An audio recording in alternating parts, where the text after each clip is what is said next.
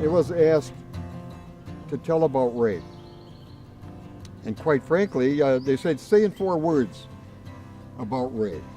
And I would say dedication, dedication, dedication, and dedication. When Ray and I get together, it is always, 99% of the time, we talk about respite, one way or another. Where the monies are going to come from, what are the needs going down in the future. It's always about Elks, Easter seals, respite.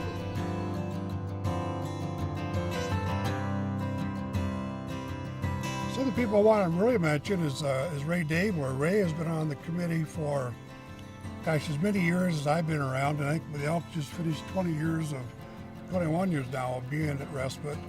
And he was always a real solid member of that committee. If things started to get too far out of track, he'd help get it back to the middle. He understood a lot with how the camp staff asked things and how the builders on the Elk side said things, and figured out how to get that more toward the middle so everybody would not only be satisfied, but it'd work very well for everybody.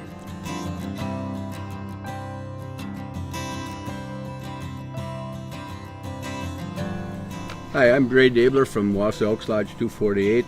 I've been a member of the lodge for 46 years. I got on the major project committee when I became state vice president in '92, and I stayed on ever since. And I was vice chairman of the committee for probably 6-7 years before I became chairman, about roughly 10 years ago.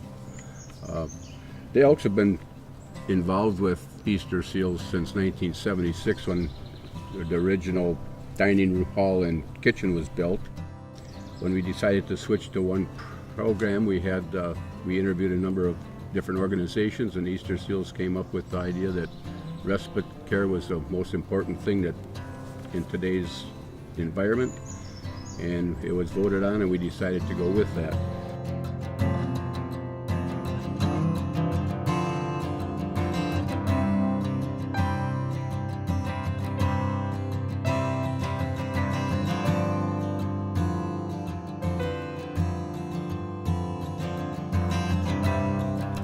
The Elks were right there from day one. They donated $80,000 the first year to build the first part of the Elks Lodge.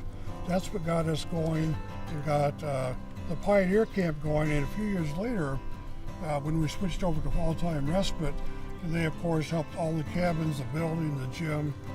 But it was their vision way back in the mid-70s that we should partnership and got a big start up here at camp. So the Elks have had some financial difficulties over the years, as most nonprofits do, but they always made sure they took care of Camp Waubee, took care of our campers, and made sure that respite was and continues to be one of the finest programs for kids with disabilities in the state.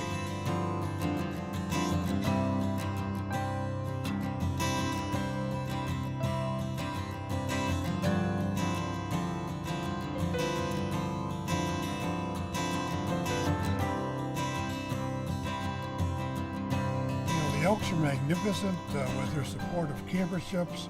So again, Ray is one of those real solid people, been on the committee for a long time. And he's the one, I think, that really helped us maneuver over some rough times and smooth out all of our relationship with the Elks and kept up with the wonderful tradition we have here at camp.